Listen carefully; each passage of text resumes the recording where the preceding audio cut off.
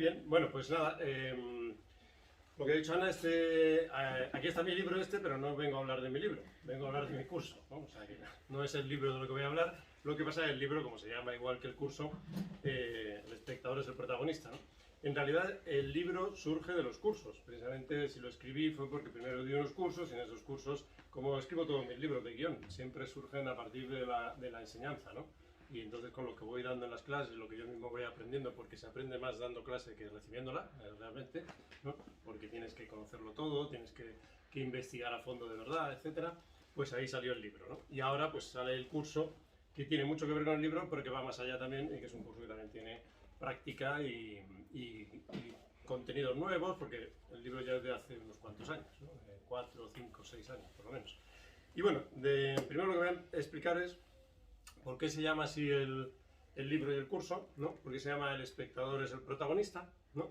Y entonces, eso del espectador es el protagonista, a primera vista puede sonarnos aquello de que en las productoras siempre oímos los guionistas de esto no lo entiende un señor de Cuenca, ¿no? Es un señor de Cuenca famoso, ¿no? Que no entiende las cosas y entonces hay que suavizarlas, hay que hacerlas de otra manera. No tiene nada que ver absolutamente con eso, que el espectador es el protagonista.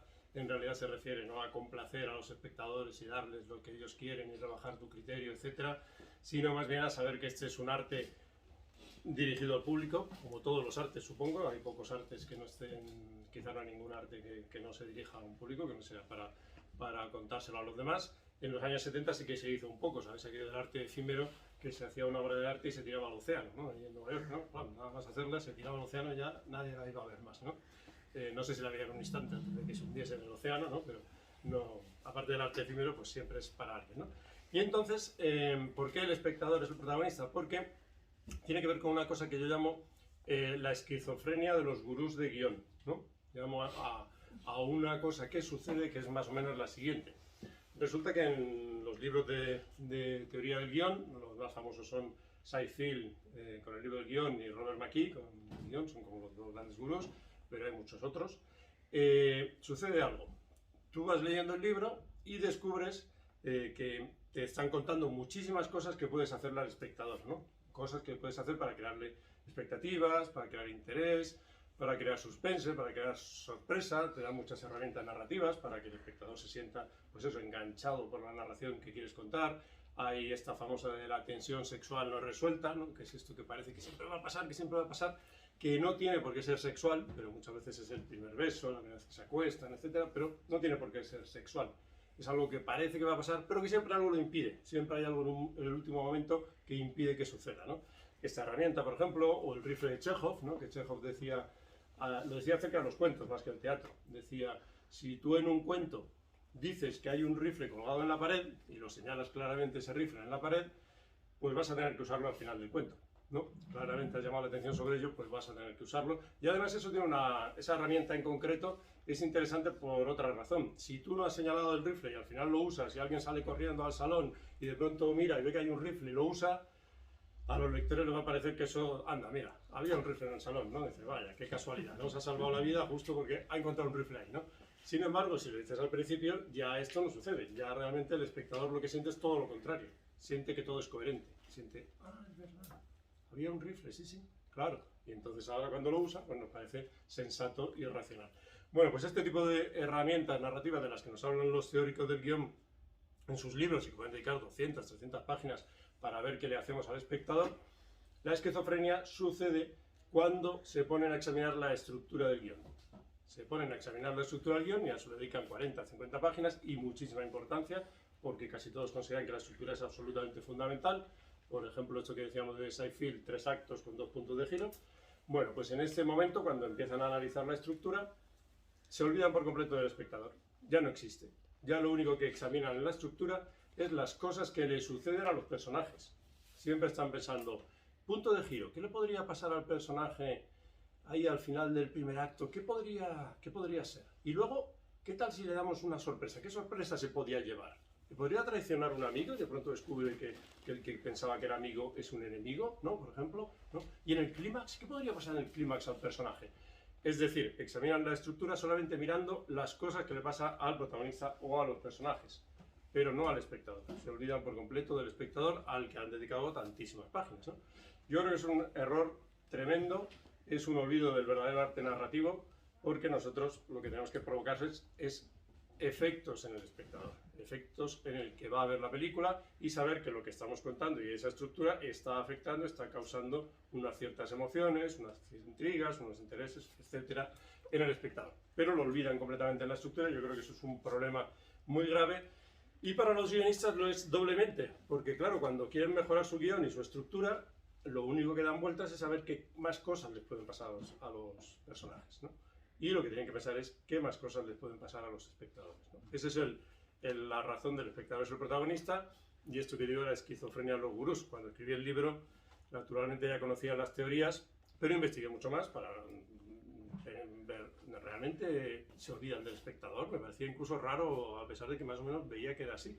Lo investigué a fondo y efectivamente así sucede, se olvidan por completo del espectador y solo hablan de cosas que les pasan a los personajes. Después en los cursos los alumnos también siempre me lo dicen, me dicen, no, es verdad, siempre nos enseñan qué le pasa al personaje, ¿no? Y aquí qué le podría pasar al personaje, y siempre es lo único que pensamos. Nunca pensamos en si lo que estamos construyendo está creando esas emociones en los espectadores, ¿no? Bueno, ese es el primer factor, esa esquizofrenia de los gurús, se olvidan de la estructura del espectador. También pasa una cosa que contaré con mucho detalle en el curso, pasa una cosa que cuando haces este giro, este cambio de punto de vista y al mirar la estructura piensas en los efectos sobre el espectador, también se facilitan mucho las cosas, curiosamente. En vez de complicarse, se facilitan. Porque cuando las miras en función de los personajes, de los protagonistas, etc., el problema que tienes muchas veces es, por ejemplo, que si tienes un guión, una historia con varias tramas, ¿no? Que se llama trama A, trama B, trama C, en televisión, por ejemplo, ¿no? Pues los guionistas muchas veces nos preguntamos, ¿dónde tengo que poner el punto de giro? ¿En la trama A o en la trama B? Parece que Seinfeld dice que le tiene que pasar siempre el punto de giro importante al protagonista, pero ¿es así siempre? ¿O podría poner un punto de giro que fuese en la trama C, por ejemplo, ¿no? ¿Lo podría hacer así? Etcétera, ¿no? Entonces tienes que decidir en qué trama realmente haces todos esos mecanismos, ¿no? Cuando das este salto a pensar en el espectador, todo se facilita porque solo tienes una trama. La única trama que tienes es la del interés del espectador y esa es la que tienes que examinar. Todas las otras tramas te dan igual. ¿Esto está creando algún interés al espectador? Pues bien, vamos por buen camino, ¿no? Tendría que ver un poco también con lo que decía, por decirlo de alguna manera, con Buñuel, ¿no? Luis Buñuel decía, bueno, cada 15 minutos en una película, en un guión, tienes que hacer que pase algo, ¿no? Tienes que hacer que pase algo que puede ser algo sorprendente, pero también puede ser algo no tan sorprendente, simplemente que conozcas un poco mejor la personalidad del protagonista, por ejemplo, ¿no? Que conozcas un poco más ese mundo en el que te has ido moviendo y que de pronto veas unos detalles que no conocías. ¿Quién lo ve? Naturalmente, estoy diciendo que veas el espectador, evidentemente esto es para el espectador, porque Buñuel decía, tienes que hacer algo cada 15 minutos para que no se te duerman los espectadores en el cine, precisamente, ¿no? Estaba mirando ahí. Por eso yo digo, en vez de mirar al mundo donde viven los personajes, ese mundo donde se supone que habitan, tenemos que mirar más bien hacia el cine, hacia las butacas del cine o hacia el salón de la casa y ver qué le está pasando al espectador, ¿no? Porque esa es la verdadera emoción y el verdadero interés de lo que estamos contando, ¿no? En el caso de Buñuel, pues igual, ¿no? Oye, que se están durmiendo. En el libro cuento, y también lo contaré en las clases, que eso también lo hacía Shakespeare. Shakespeare tiene muchas obras, en especial, por ejemplo, en La Tempestad. Hay un momento muy bueno en La Tempestad donde Próspero, el mago Próspero, ¿no? Que vive en la isla con su hija Miranda, en un momento dado llegan unos náufragos y Próspero le tiene que explicar a Miranda por qué odia a estos náufragos, ¿no? Cuál es la razón por la que quiere destruirlos.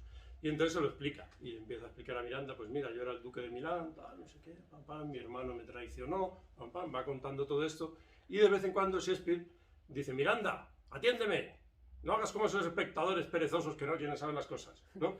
Evidentemente Shakespeare está mirando ahí al público y está diciendo que se me están durmiendo con esta explicación, que no la suele dar Shakespeare, pero en este caso que la da, considera que es necesario hacer un flashback potente para ver de dónde procede Próspero, etcétera, pues entonces llama la atención a los espectadores a través de Miranda, ¿no? Pero nos despierta a nosotros también, ¿no?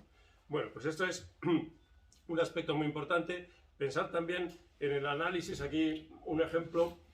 El análisis de la estructura, si pensamos en el protagonista y si pensamos en el espectador, pensar simplemente en la Ilíada, por ejemplo. Si pensamos en la Ilíada de Homero, decimos la Ilíada es la cólera de Aquiles. También se subtitula o se llama se llamaba ya tradicionalmente la cólera de Aquiles, porque cuenta desde que Aquiles se enfada con el rey Agamenón porque le ha robado una esclava, hasta que matan al amigo de Aquiles, a Patroclo, y él decide volver al combate y mata a Héctor, ¿no? Eso es la Ilíada, la cólera de Aquiles, y ahí acaba.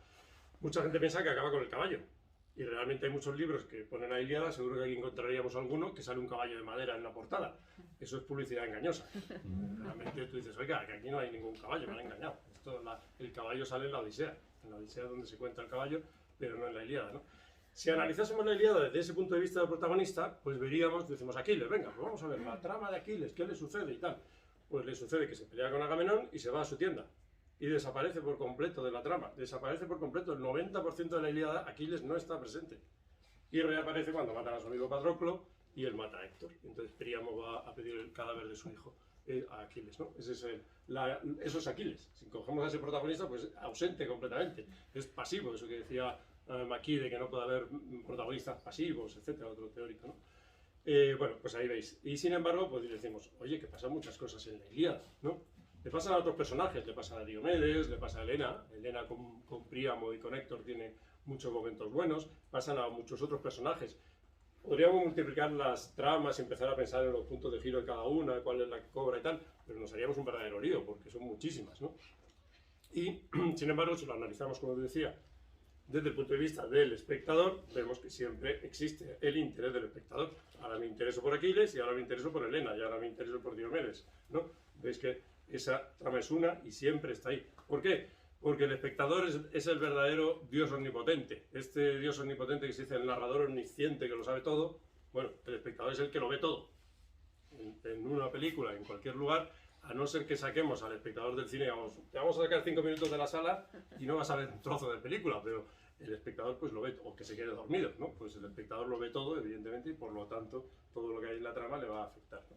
Ese sería un aspecto muy importante en el curso, es esto, y se verá eso, que analizando desde este punto de vista se solucionan muchos problemas, muchos dilemas y muchos dolores de cabeza de los guionistas que no saben cómo resolver algo e intentan buscarlo ahí en algo que le pasa a los personajes, etcétera, se solucionan pensando en el espectador. Eso por un lado, ¿no?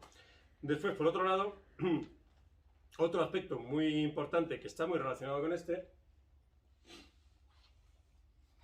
es el de la diferencia entre historia y relato.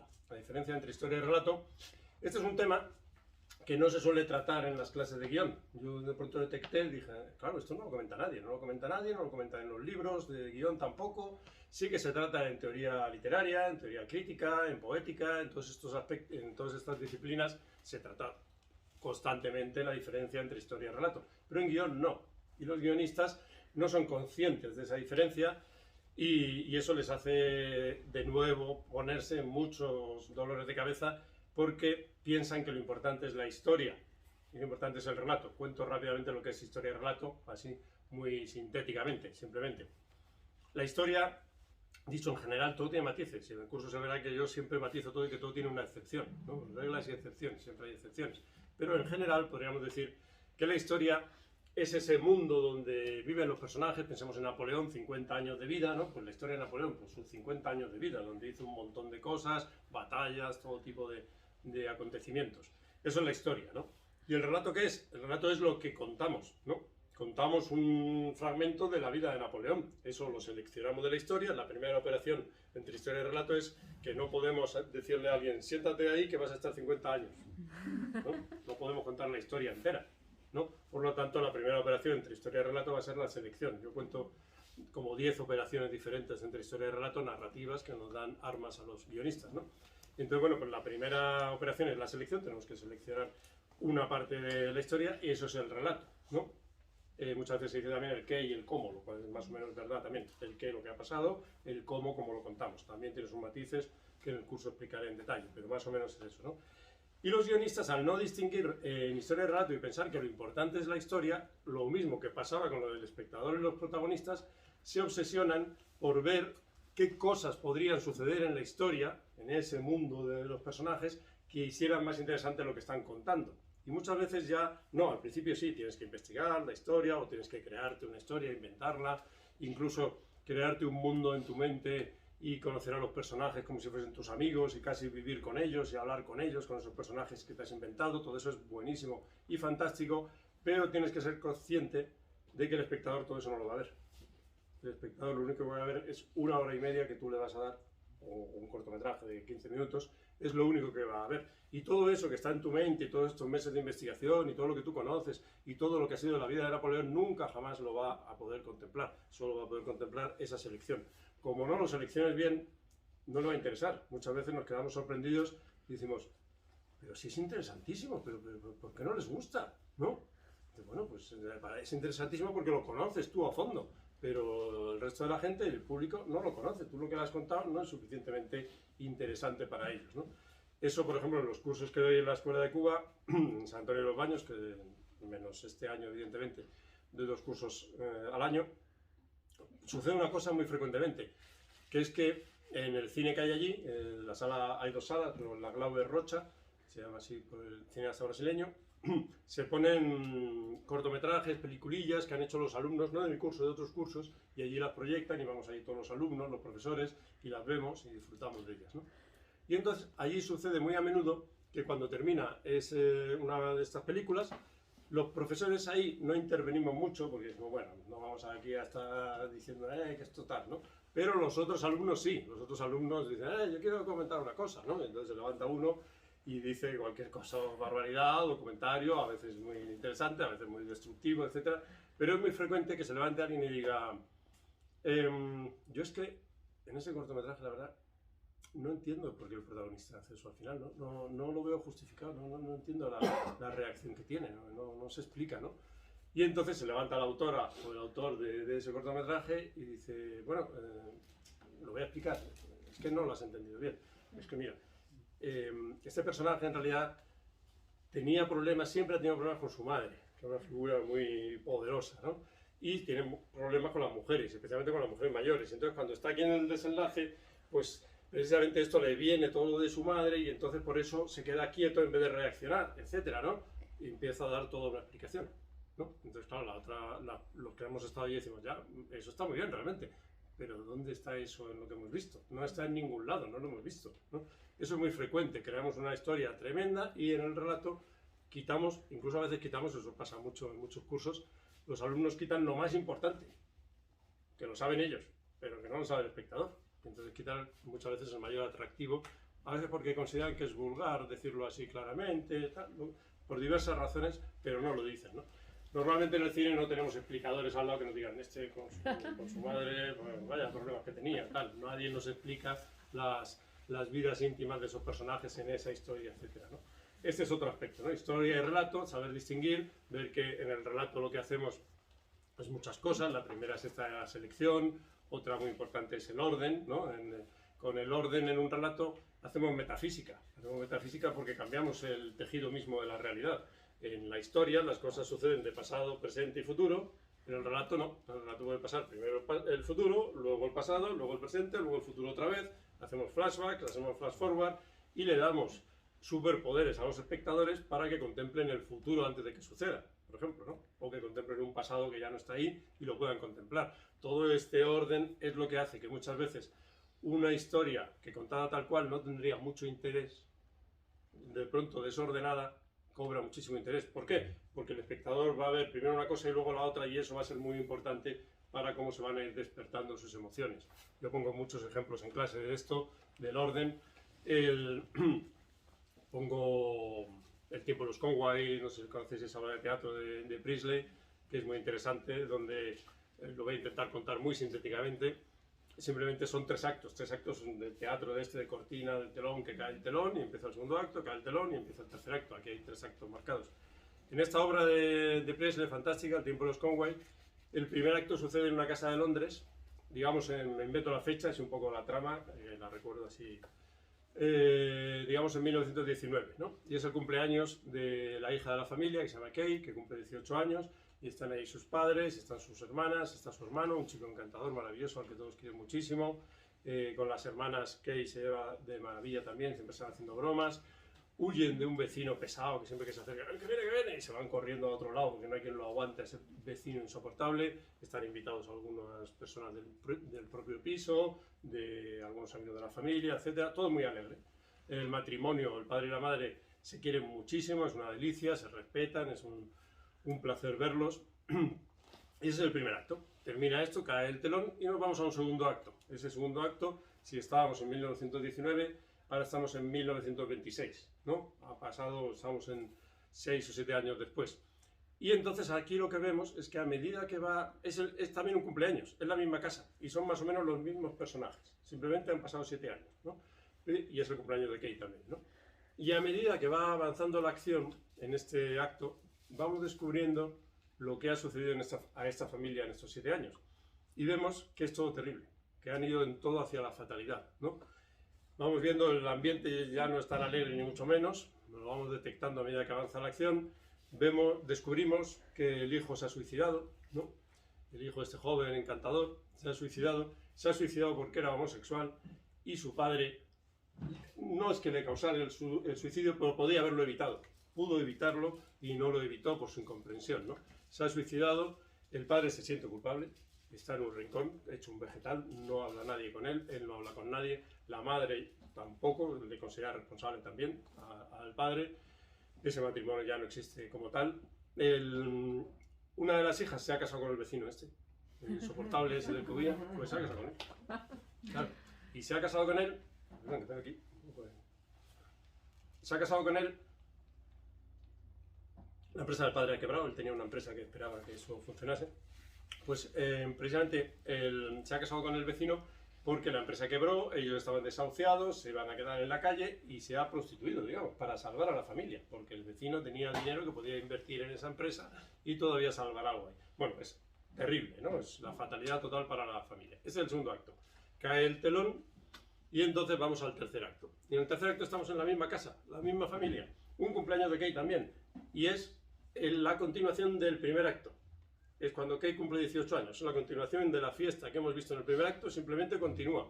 Y por lo tanto es una fiesta alegre, es la misma fiesta alegre que hemos visto en el primer acto. Y curiosamente, sin embargo, es en este tercer acto donde todo es alegre, donde todas las charlas son inocentes, etc. Pero en cada una de ellas adivinas hacia dónde va a llevar, hacia el suicidio, hacia la quiebra de la empresa, etc., ¿no? Pues en este tercer acto es en el que lloras. Yo lloré leyéndolo, ni siquiera viéndolo en el teatro, sino leyéndolo. Lloras en el tercero, no lloras en el segundo, que está todo cargado de tragedias, etc., sino en el tercero, que es alegre. ¿Por qué?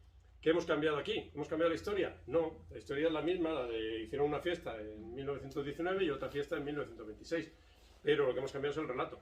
Hemos puesto el futuro en medio, hemos introducido el futuro en medio de esa fiesta de 1919 y le hemos dado el poder a los espectadores de ver lo que le va a pasar a esta familia.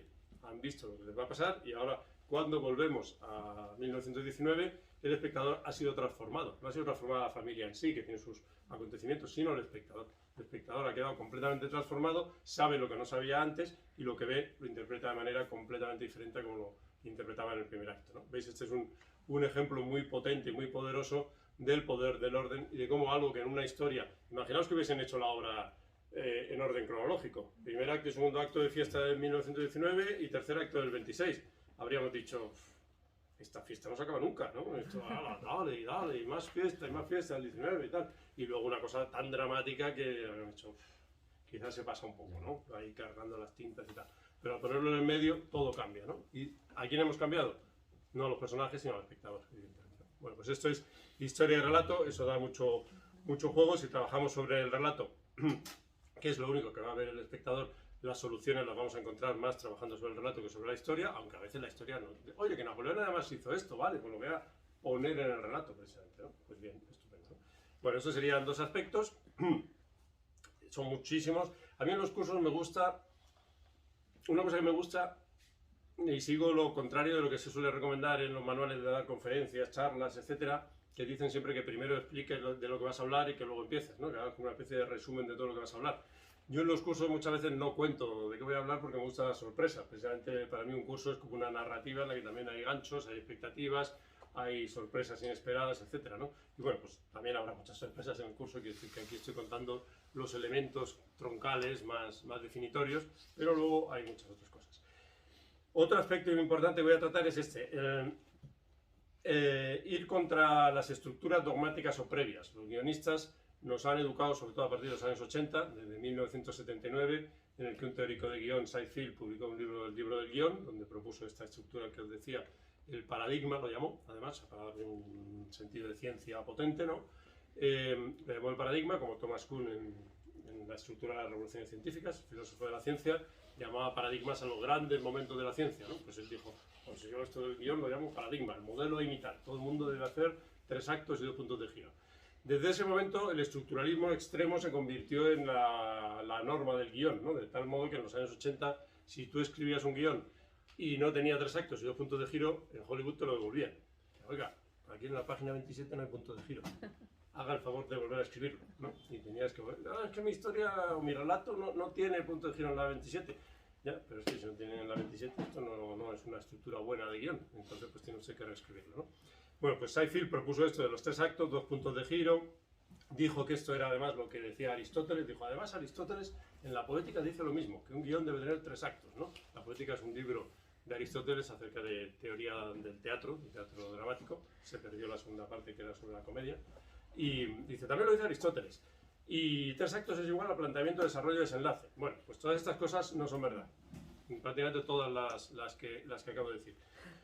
Primero, no se sabe qué es un acto narrativo, es difícil definir. Dices, ¿qué es un acto narrativo? Dices, bueno, es una unidad dramática, más grande que una escena, sí, más grande que una secuencia, también.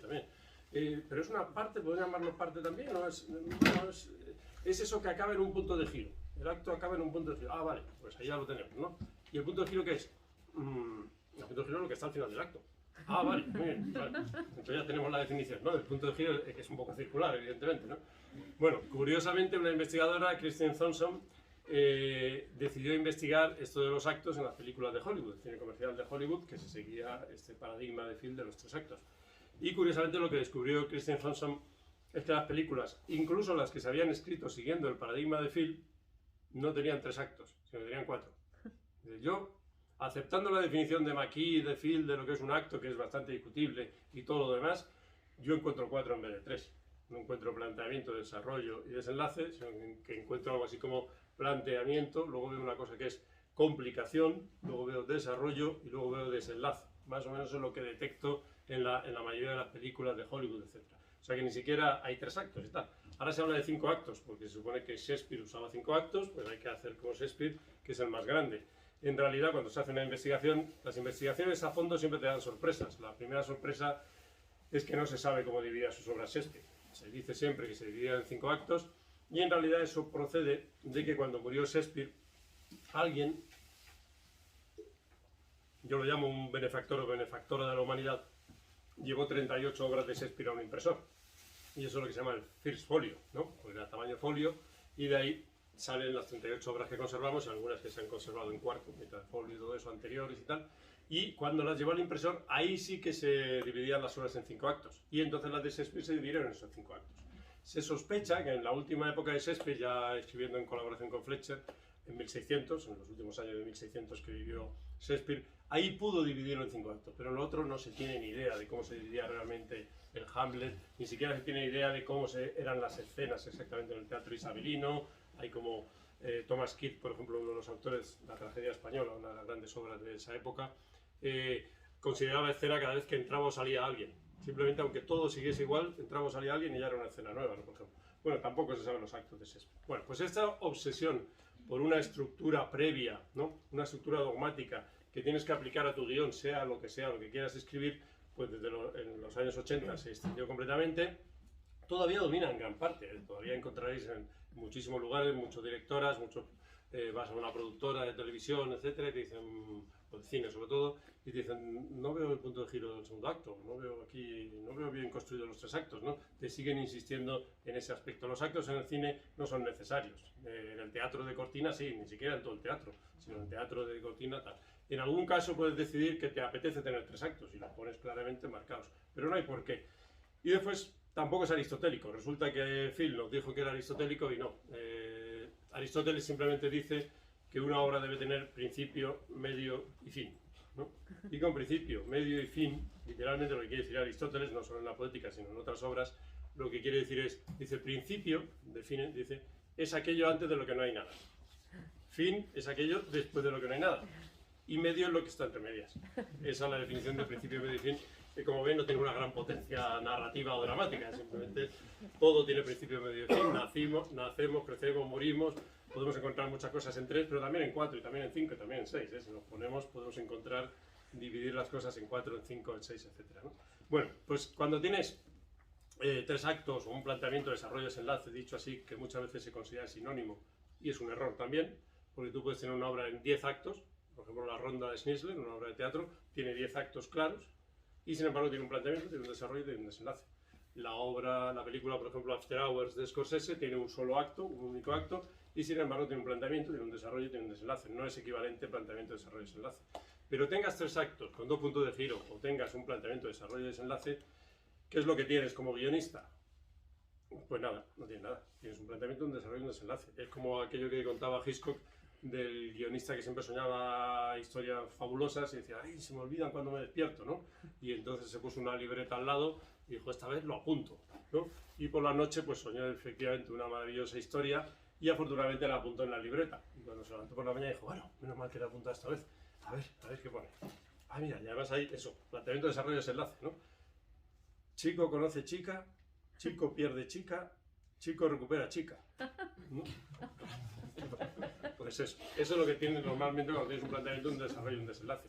Necesitas mucho más, necesitas lo que yo llamo, que contaré en el curso en detalle, necesitas por lo menos 70 pasos narrativos, una cosa así, 70 pasos narrativos para una película. David Lynch también lo considera igual y él lo llama pececitos. Él dice, necesitas 70 pececitos. Cuando tienes 70 pececitos, 70 ideas, 70 cosas que pasan, 70 cosas interesantes, tienes ya más o menos una estructura sobre la que trabajar, ¿no? Pero con planteamiento, desarrollo y desenlace, pues no tiene nada de eso. Pero sin embargo nos hemos obsesionado durante décadas en decir, no puedo escribir el guión todavía porque es que no tengo todavía claro el segundo acto. Fíjate que tengo muy claro el tercer acto, tengo el desenlace de ahí, el planteamiento también está muy claro, y el segundo acto es que estoy perdido, ¿no? Y te puedes pasar meses así esperando a ver si algún día lo tienes claro.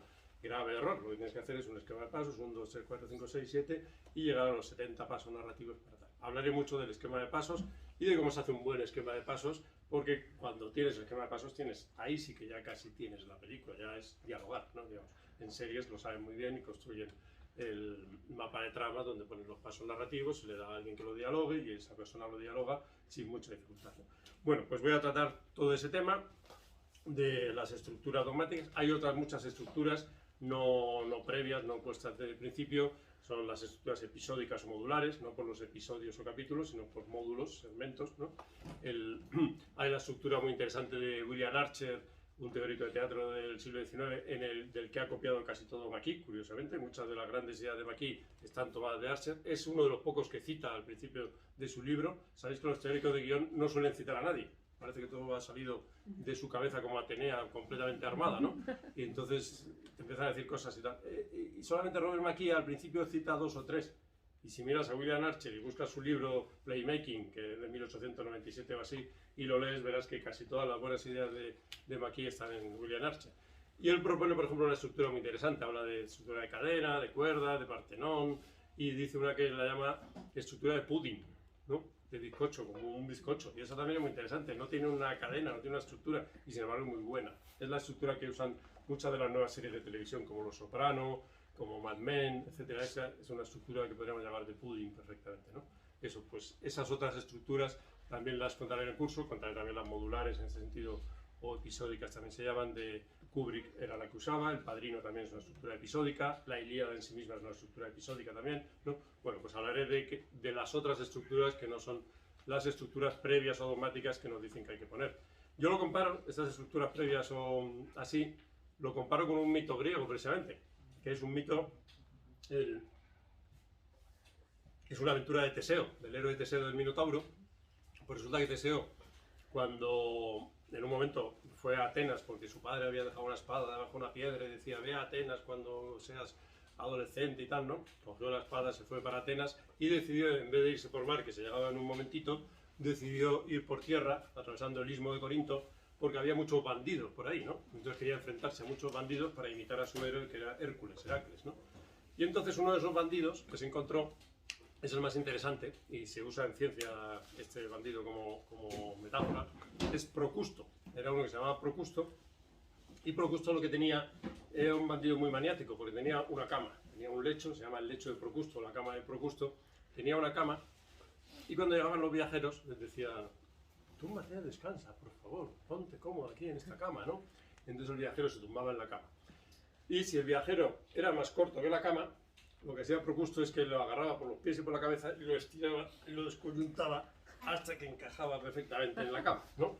Y si el viajero era más largo que la cama, le cortaba lo que sobraba, ¿no? Los pies o la cabeza. Era un maniático de que todas las cosas encajasen perfectamente, ¿no? Eso es, estas teorías así previas, dogmáticas, son lechos del Procusto, donde te quieren hacer encajar, como dice la guionista Linda Aronson, dice, decir que una película tenga que tener 3 actos ya es bastante gratuito, pero decir además que tenga 2 puntos de giro al final de cada acto, en la página 27 y en la página 85, eso ya es como clavar clavos cuadrados en agujeros redondos, ¿no? Dice, dale, dale, que entra, ¿no? Es que no entra porque esto es cuadrado y esto es redondo más pequeño y no. Tú dale que ya verás que entra, ¿no? Pum, al final entra, ¿no? Te cargas la pared, naturalmente, ¿no? Consigues que entre, ¿no? Pues esta cosa de encajar en ciencia se dice así, estás usando un lecho de Procusto. Se dice cuando se dice, estás haciendo encajar los datos para justificar tu teoría de cualquier manera, pero estos datos no encajan en tu teoría, los estás retorciendo para que encaje, ¿no? Eso es un hecho de Procusto, ¿no? Bueno, pues todo esto de las teorías con las... El curso se llama El espectador es el protagonista, cómo escribir un guión y no morir de aburrimiento, o no morir de tedio, o no morir de fatiga, ¿no? De tener que hacer todas estas cosas, porque durante años y años, durante décadas, los teóricos de guión y muchos profesores también nos han convertido en obsesos analistas. Somos analistas, conoces aquello de análisis-parálisis. El análisis es fantástico, pero cuidado que te puede llevar a la parálisis, ¿no? Y entonces nos han convertido además en analistas de películas. No analizan los guiones, analizan las películas. Fijaos en ese detalle. Cuando Phil nos habla de Chinatown, nos está hablando de la película tal como se ha rodado, no del guión que se escribió, que curiosamente, eso lo contaré en el curso, no puedo contarlo aquí, es una anécdota muy buena, pero no daría tiempo a contarla bien.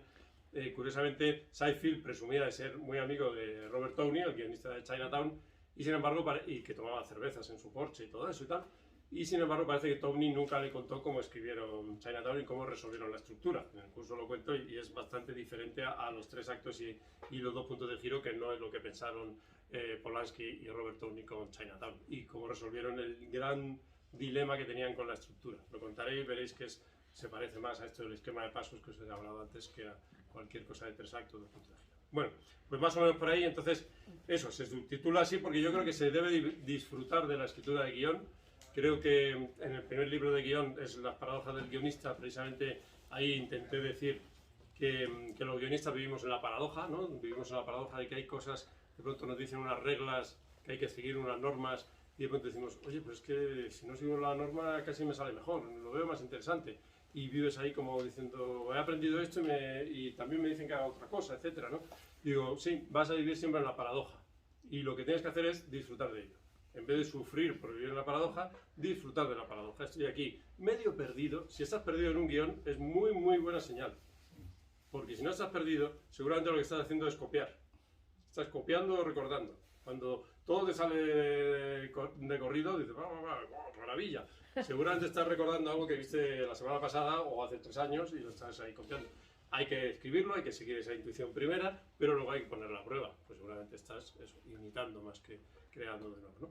Bueno, y creo que podemos disfrutar, que podemos, si pensamos en el espectador, si pensamos en el relato, muchísimo más, porque ese es el verdadero arte narrativo, pensar en el relato y pensar en el espectador. No pensar en que tienes que aplicar normas, sino más bien cambiar aquí también, en el girar aquí y decir, más que las normas que debo seguir, debo pensar en los efectos que quiero provocar.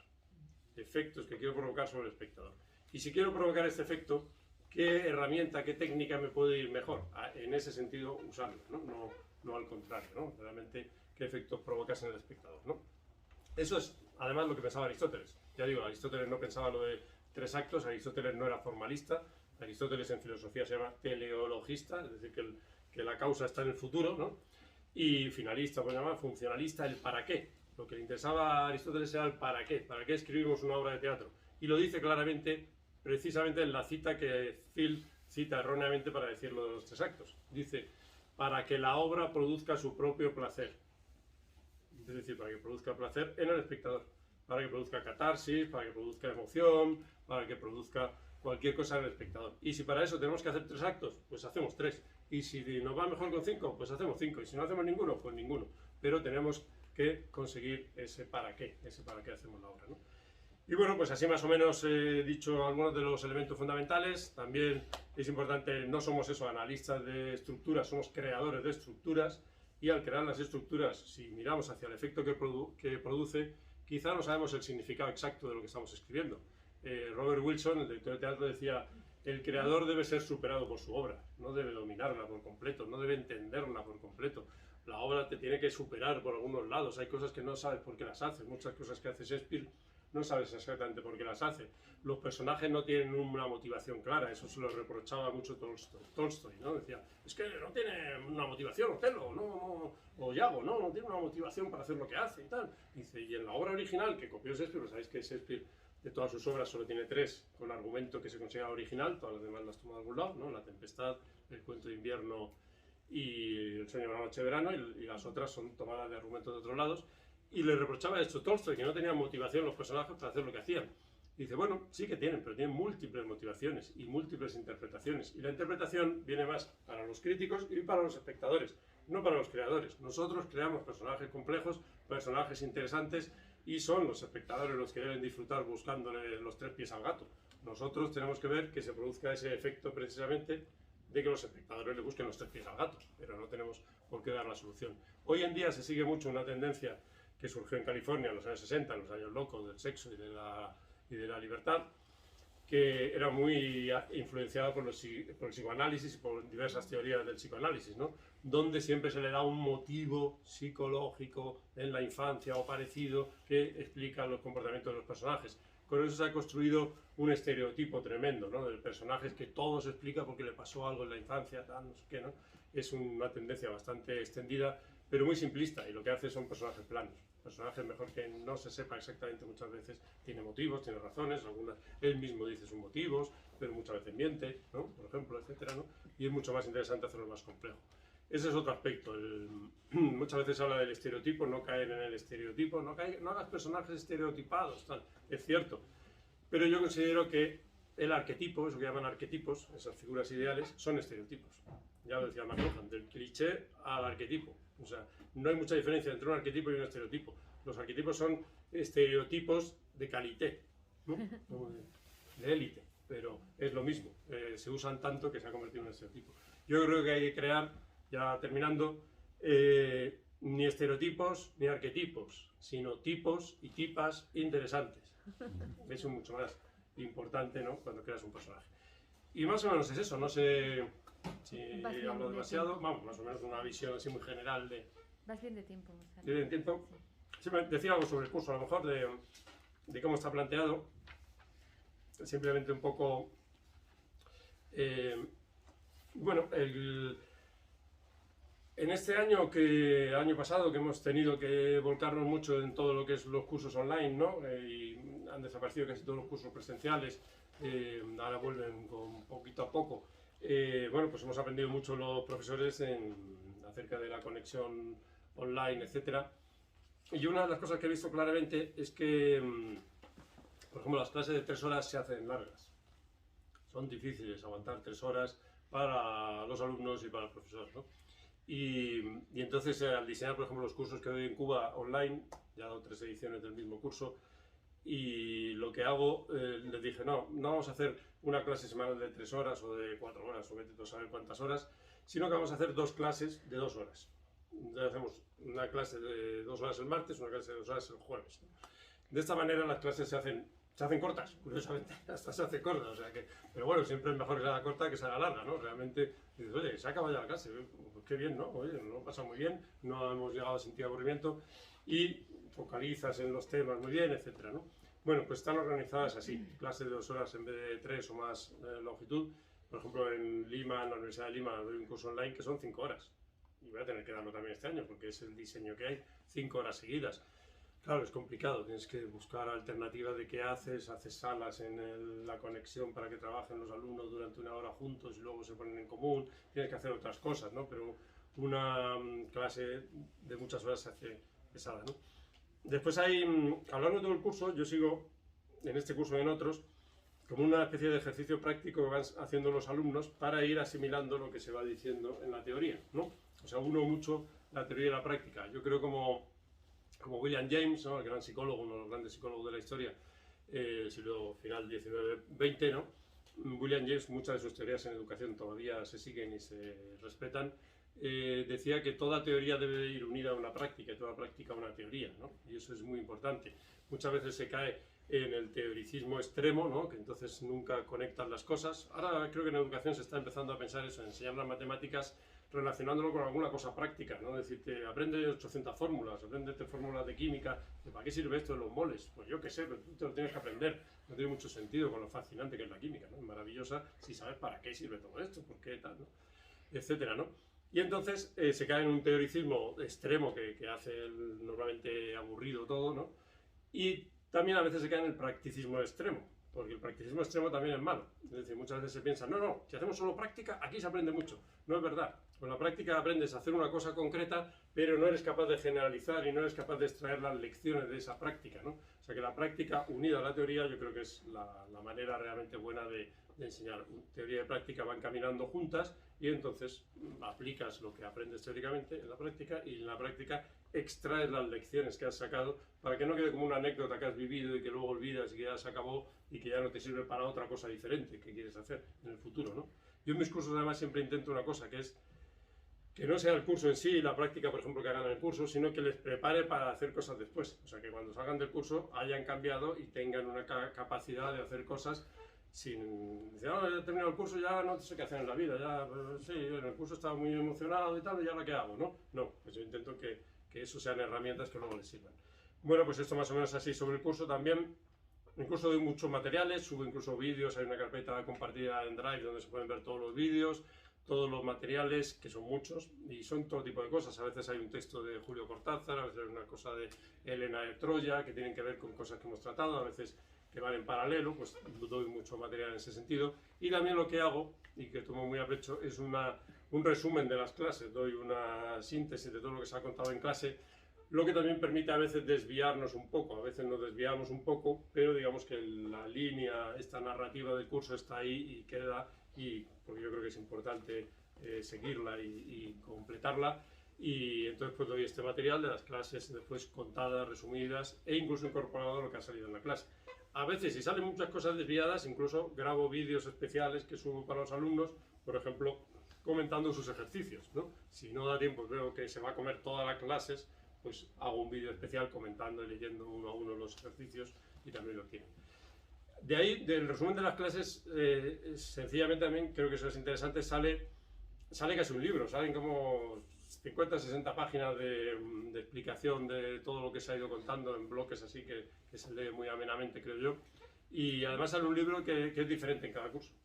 No es el mismo libro, porque va variando y entonces cada curso, por ejemplo estos de Cuba, cada uno que han hecho este que se llama Historias Infinitas, reciben un contenido con lo básico que sí que está, pero por cosas diferentes, ¿no? Bueno, pues también hay este asunto y porque cada curso es una especie de aventura, ¿no? Y ahí con los alumnos y tal surgen cosas que de pronto se descubren muchas cosas también nuevas. Y eso es más o menos, no sé si... Las herramientas, quizá, las herramientas que das para enfrentarte a un guión. Herramientas narrativas, sí. Consejos. Claro, he hablado un poquillo de eso, de las herramientas narrativas, he hablado un poquito de las herramientas narrativas que tenemos los guionistas, técnicas, eso que decía al principio, la tensión sexual, el suspense, la sorpresa, todos estos elementos, son muchísimas las herramientas que tenemos los guionistas. Y en el libro este precisamente doy como 50, al final hay un anexo que son 50 herramientas narrativas, pero son cientos, son toda la sabiduría acumulada a lo largo de siglos y siglos de narrativa, ¿no? Entonces pues están ahí. Yo creo que es muy bueno, que los guionistas incluso nos hagamos nuestras propias listas de herramientas y de técnicas, porque una de las cosas que nos pasa cuando escribimos es que nos olvidamos de lo que sabemos. Nos olvidamos, hacemos un guión, nos encargan un guión, lo terminamos y nos hemos olvidado de que había un montón de cosas interesantes que podíamos utilizar y que no hemos utilizado. Y yo soy muy partidario de mirar la lista y decir, anda, mira, el suspense, es verdad, claro, aquí no hay ningún suspense. Podríamos meterle un poquito de suspense. Pues sí, es verdad, ¿no? Y entonces,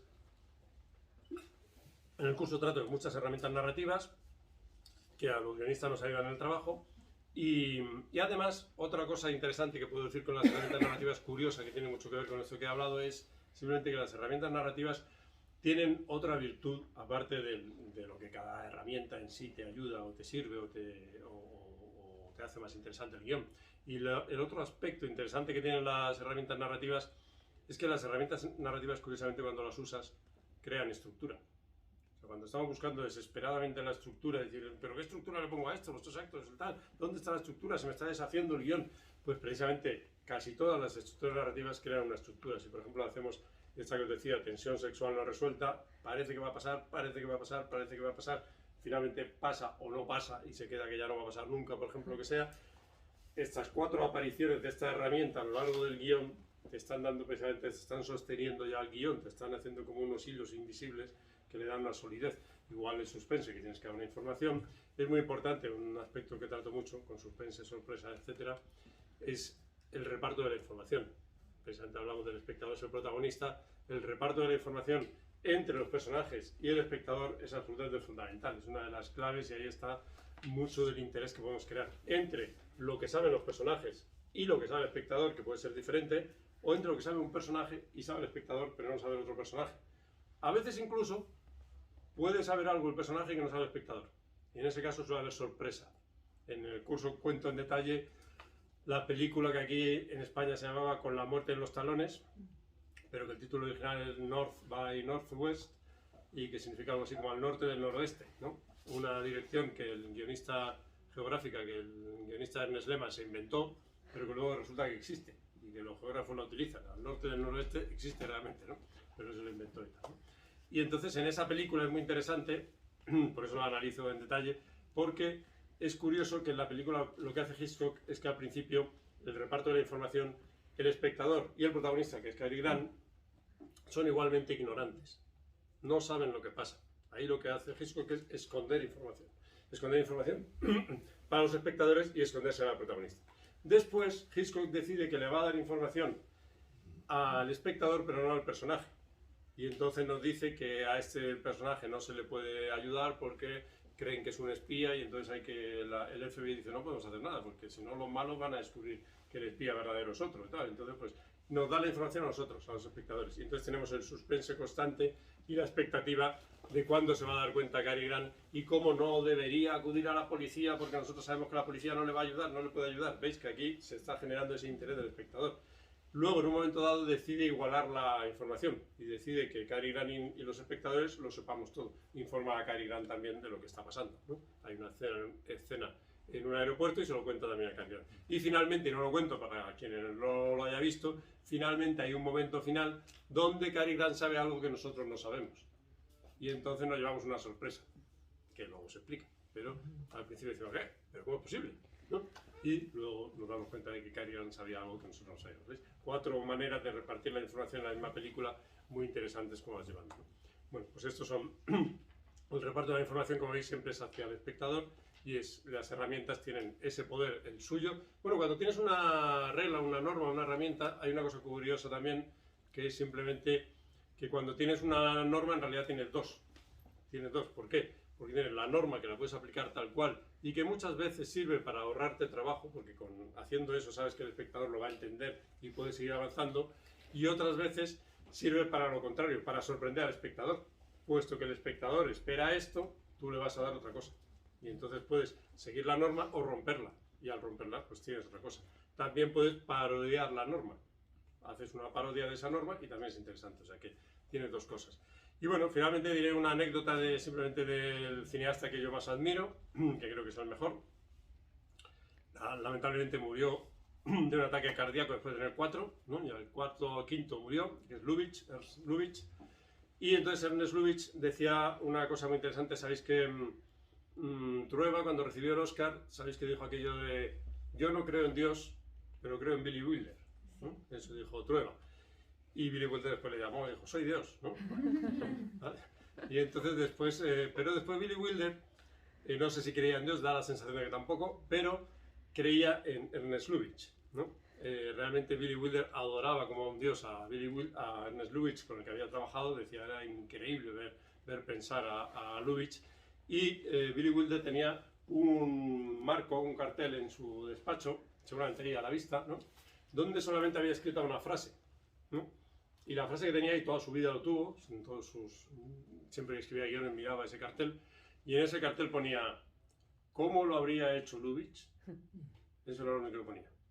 Y entonces cada vez se escribía, miraba el cartel, ¿cómo lo habría hecho Lubitsch? Esto no es digno de Lubitsch. Tengo que seguir pensando, tengo que pensar algo más que sea digno de Lubitsch, ¿no? Él contaba siempre, Billy Wilder, una anécdota de Lubitsch, la que más le gustaba de esta manera de contar cosas. Sabéis que a Lubitsch lo llamaban director de puertas. Se cuenta que Mary Pickford lo expulsó porque decía, es que dirige puertas, no dirige a los actores, dirige las puertas, ¿no? Que si la puerta está ahí cerrada, y a mí que me cuenta, ¿no? Contaba cosas con puertas, con escaleras, con mesas, con platos de comida que retiraban los criados, etc. Y entonces, parece que es mentira que Mary Pickford no lo echó por eso, pero corrió esa leyenda después, ¿no? Y entonces, la que contaba Billy Wilder, que le gustaba mucho, tiene una puerta, precisamente, también. Y era de La Viuda Alegre. Y hay incluso un vídeo donde se ve a Billy Wilder contándoselo a unos alumnos y les dice, pues imagínense ustedes una historia en la que quieren hacer que hay un rey, que el rey tiene una esposa y que la esposa le es infiel con uno de sus generales y todo esto, ¿no? Pues cada uno, ¿cómo lo pensarían? Seguro que encuentran ustedes alguna manera interesante y tal, ¿no? Pero ¿cómo lo contó Lubitsch? Dice, ¿cómo lo contó Lubitsch en La Viuda Alegre? Dice, pues lo contó de la siguiente manera. Dice, primero vemos al rey que está con la reina en el dormitorio y que se despide, que dice, bueno, cariño, tal, le da un beso y se va. Sale por una puerta de estas grandes que hacía Lubitsch, siempre puertas tremendas, ¿no? Sale el rey y hay un general ahí con la espada vigilando el dormitorio real, que es Maurice Chevalier, ¿no? El actor y cantante Maurice Chevalier. Y entonces el rey saluda a Maurice Chevalier y se va por las escaleras, ¿no? En el momento en que se va el rey, nosotros nos quedamos ahí con Maurice Chevalier, que abre la puerta y entra en el dormitorio. Se cierra la puerta, ¿vale? Ha entrado ahí en el dormitorio de la reina. Pero ahora ya sí que seguimos al rey que baja por las escaleras. Y entonces el rey, que está gordito, llorando, baja por las escaleras y se palpa y se da cuenta de que se ha olvidado algo, se ha olvidado el cinturón, ¿no? Y entonces regresa al dormitorio de la reina.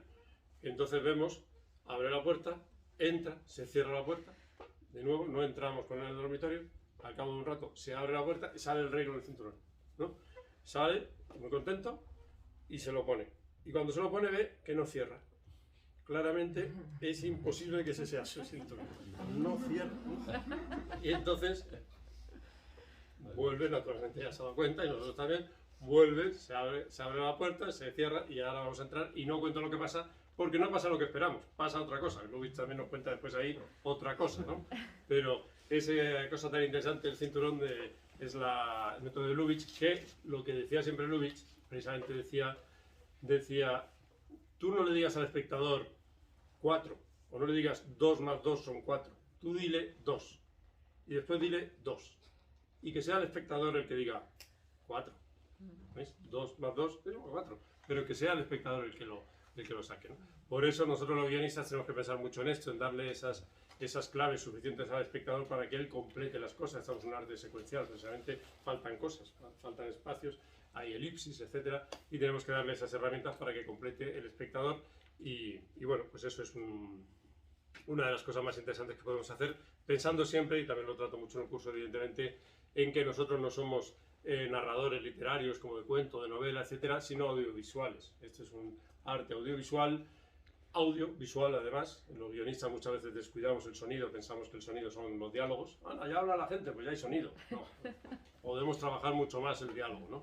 Y la imagen también, no solo son acciones simples, podemos hacer acciones más interesantes, podemos hacer mucho más con la imagen y además es secuencial, ¿no? Este aspecto de lo secuencial pues es importantísimo, ¿no? Y tenemos que cambiar también eso, la mentalidad para pensar no literariamente, sino audiovisual y secuencialmente, ¿no? Y así más o menos yo diría, así...